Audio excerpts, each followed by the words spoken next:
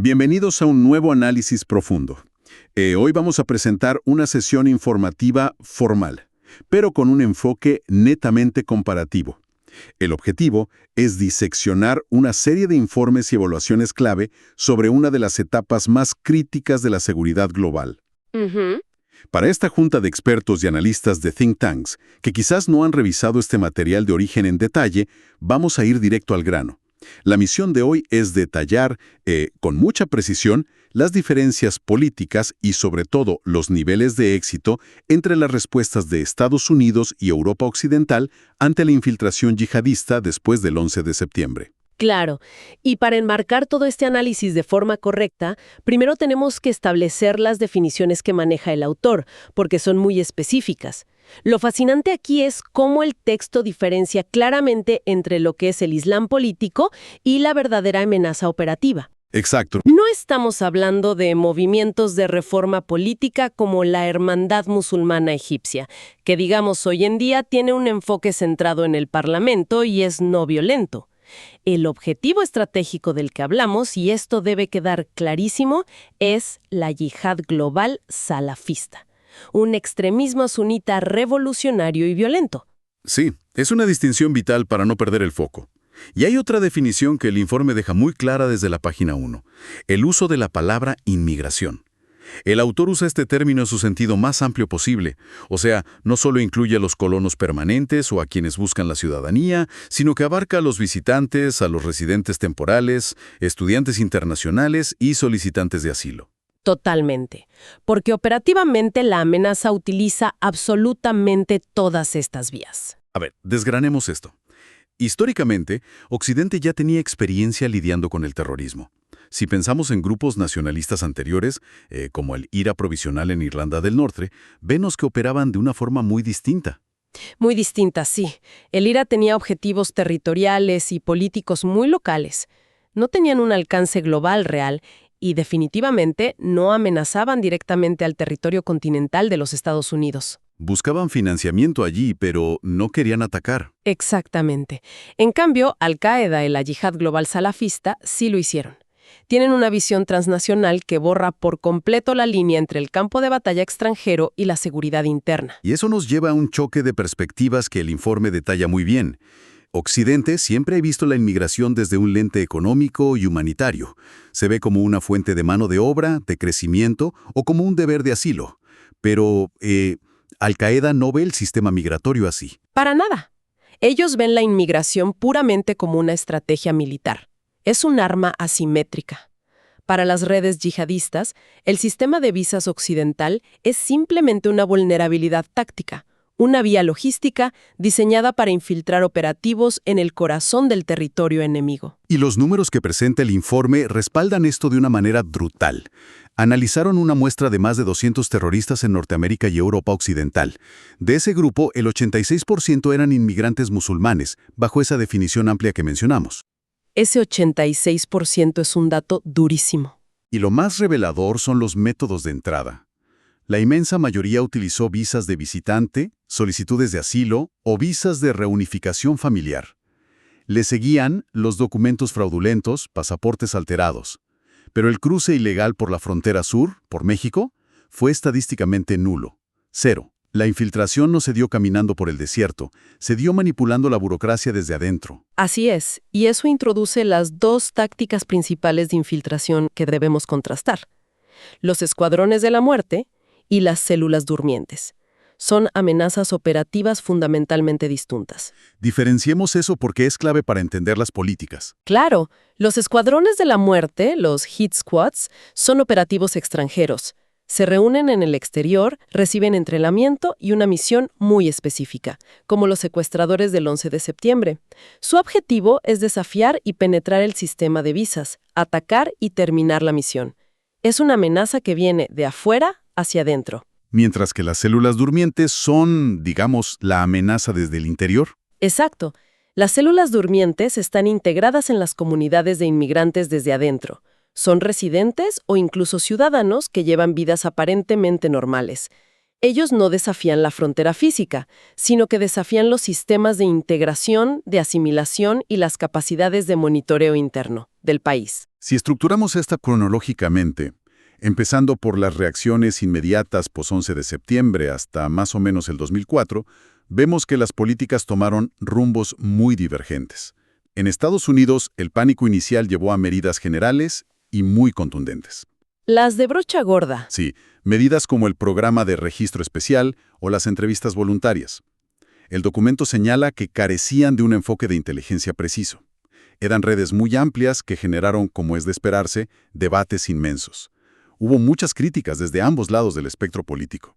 Unos criticaban la violación de libertades civiles y otros criticaban la ineficacia operativa de estas tácticas masivas. Y el autor argumenta algo muy pragmático sobre esto. Señala los enormes problemas de capacidad institucional documentados en el recién creado Departamento de Seguridad Nacional, el DHS.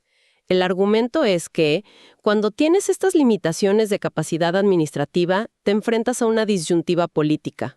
O justificas un aumento masivo de recursos gubernamentales para procesar todo ese volumen de datos. Lo cual cuesta miles de millones. Claro. O bien, si no tienes los recursos, debes aplicar una reducción drástica en los niveles de inmigración para que el sistema no colapse. Es una cuestión de matemáticas y capacidad operativa. Ahora, si conectamos esto con el panorama general, la efectividad de las instituciones en Europa Occidental fue muy dispar. No fue una respuesta unificada. Si conectamos esto con el panorama general, como dices, vemos contrastes marcados. Empecemos por Francia.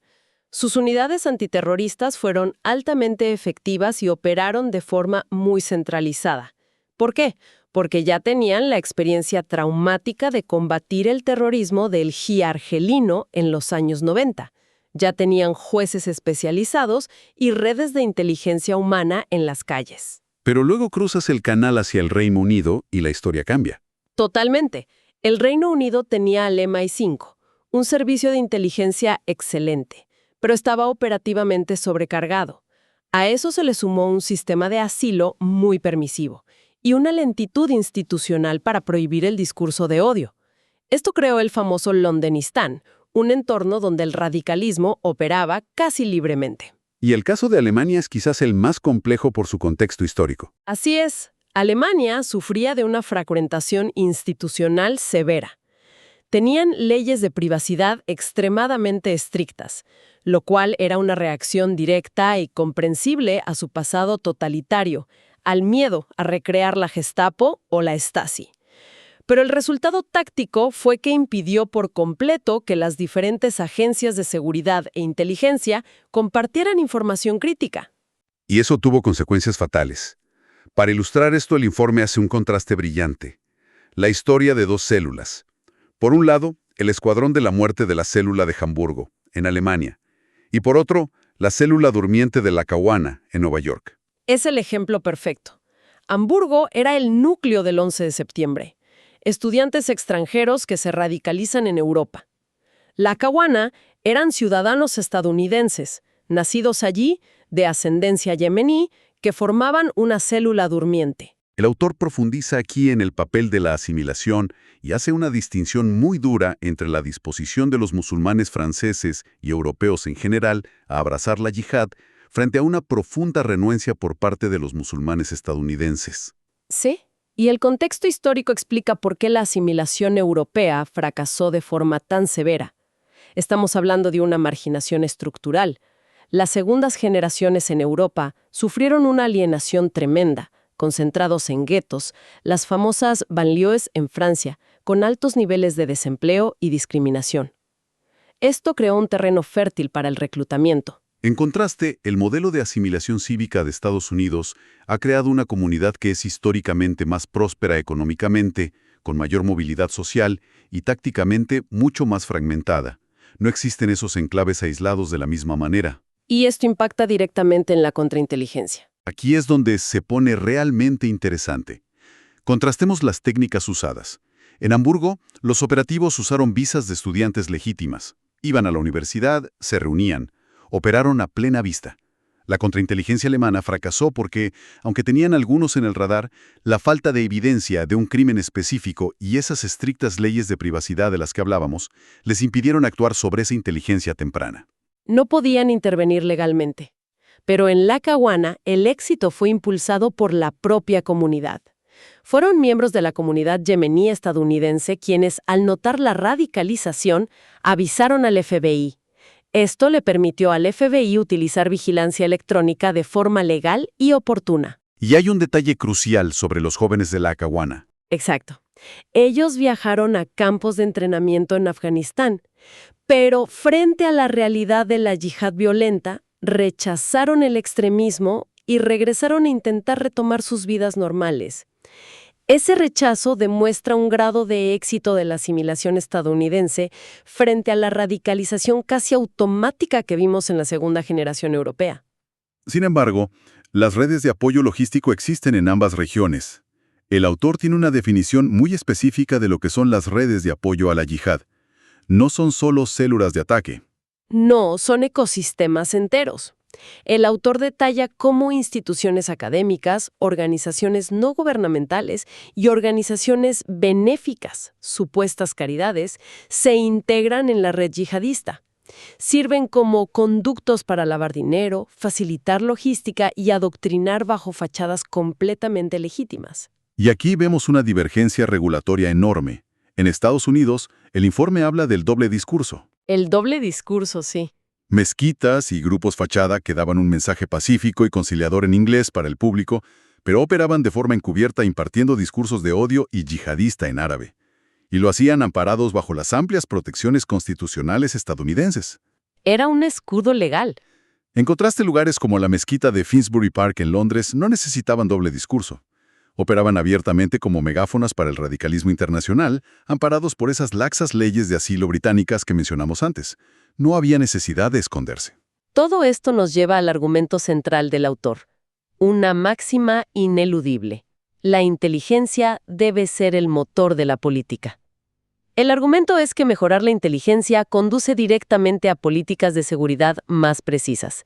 Si tienes buena inteligencia, tus políticas son enfocadas y, por naturaleza, menos invasivas a nivel general. Exacto, no necesitas redes de arrastre masivas si sabes exactamente a quién buscas. Basado en esta máxima, y tras toda la comparación, el informe genera 3 conclusiones procesables, 3 recomendaciones para establecer protocolos obligatorios de cooperación multilateral entre las agencias de Estados Unidos y la Unión Europea.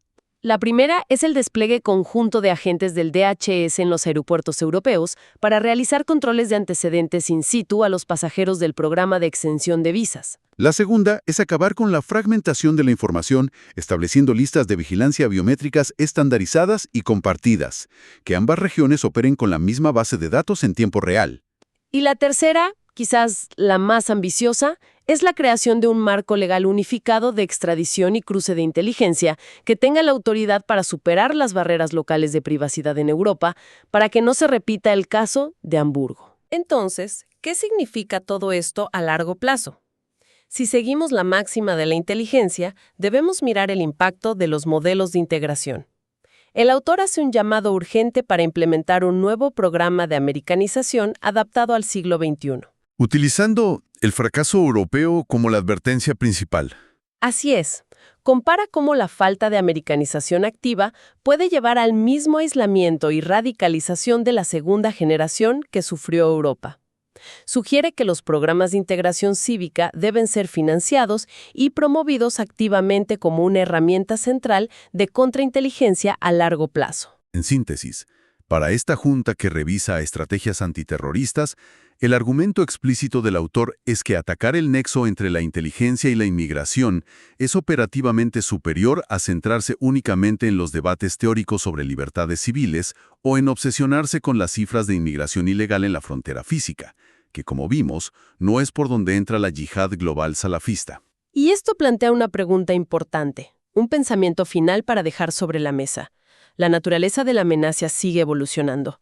Si la tendencia global se mueve hacia individuos, lobos solitarios, que se radicalizan de forma totalmente autónoma en foros de Internet, sin pisar un campo de entrenamiento... Sin cruzar fronteras físicas. Exacto.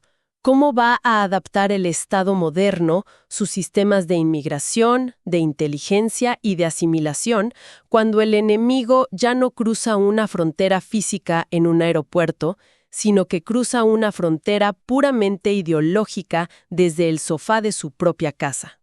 Es la pregunta clave para las políticas de la próxima década. Con eso concluimos esta sesión informativa. Agradecemos a todos los analistas y expertos presentes por su tiempo en la revisión de estos materiales. Hasta el próximo análisis profundo.